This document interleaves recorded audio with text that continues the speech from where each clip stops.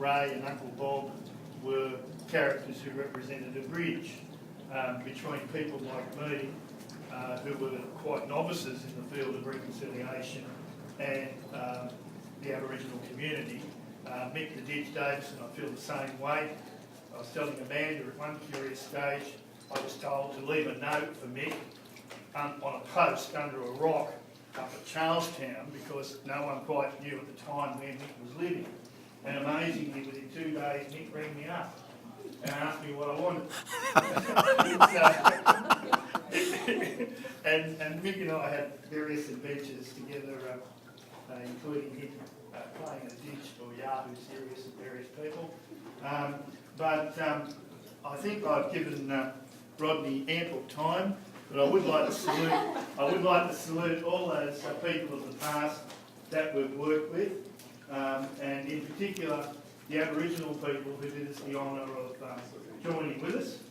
I had the pleasure of inviting Uncle Bob Smith, who was a dear friend of mine, to walk onto after we poured the boomerang-shaped concrete platform for Yalawar Place at John Hunter.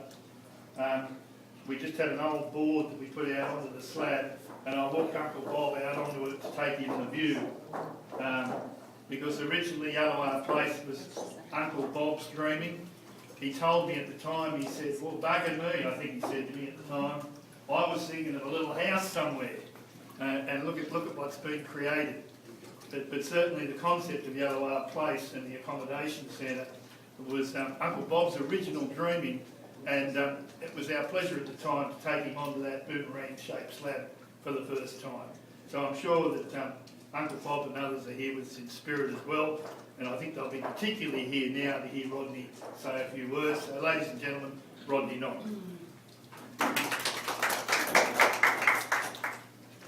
Sorry, I will be brief, because I felt I should say something, because Paul so kindly made undeserved remarks and things early, and so on. And I, as I said to somebody else, I always remember the great speech maker Winston Churchill said, the shorter a speech, the longer it took to prepare it. So I better regard it as very short.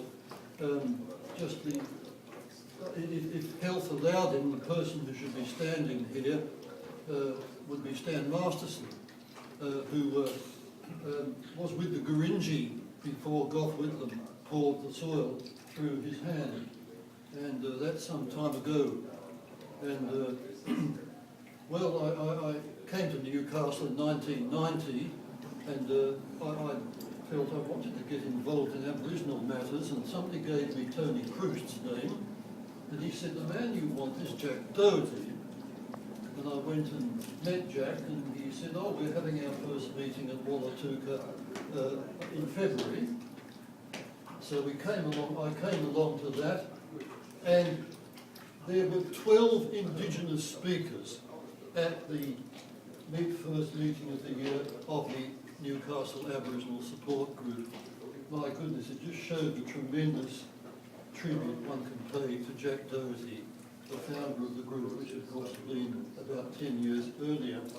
And so that began that lovely connection. And when the cooperative used to be in the old railway barracks in Broadmeadow, and I remember walking along the corridor, and a chap called out, oh, hello mate, come in and sit down. It was Bob Smith.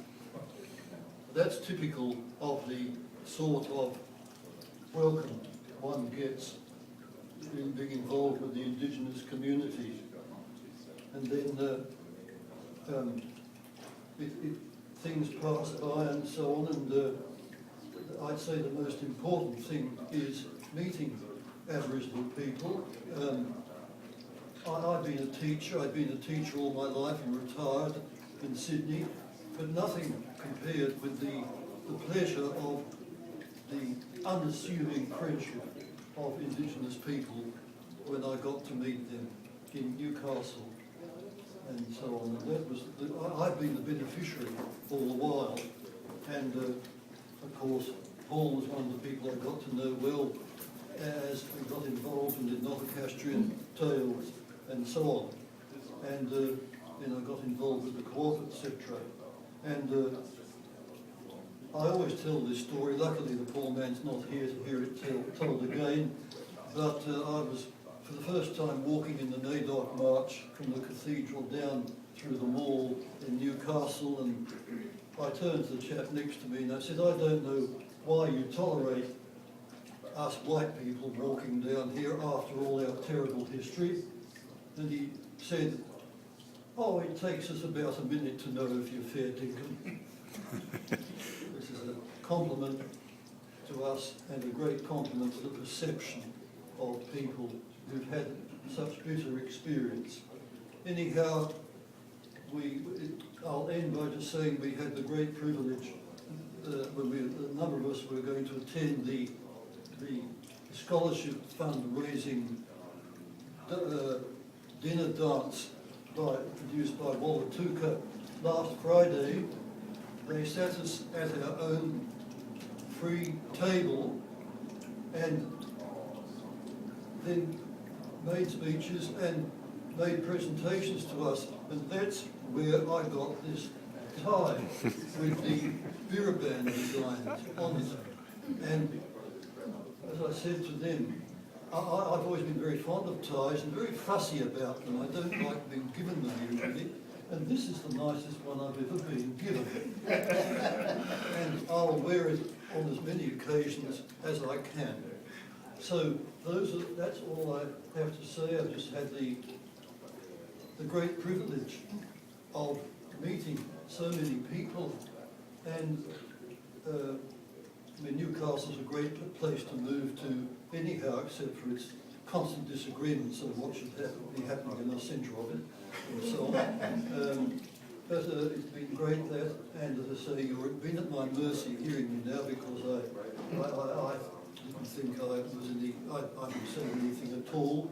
But thank you very much for the Paul and all my friends here and those I haven't met. It's a great privilege to meet you now, such as Vicky over there, married to John, her husband, whom I knew well at Wallatuka, and so on. So one can go on naming people forever, but I'm afraid I can't sing a song to finish what I'm saying. So thank you. I know what I can say though, finally.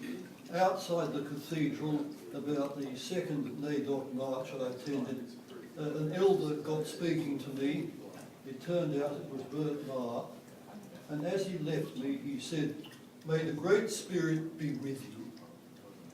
And this is the best blessing I have ever heard from anybody. You can say it to any Christian or non-believer. I have a non-believer friend who loves the blessing. And so I say to all of you that blessing from the great elder from the North Coast, may the Great Spirit be with you. Thank you very much, Rodney. I point out many of us here, and Johnny in particular, are into symbolism. Characters like me who hang around archives for 20 years.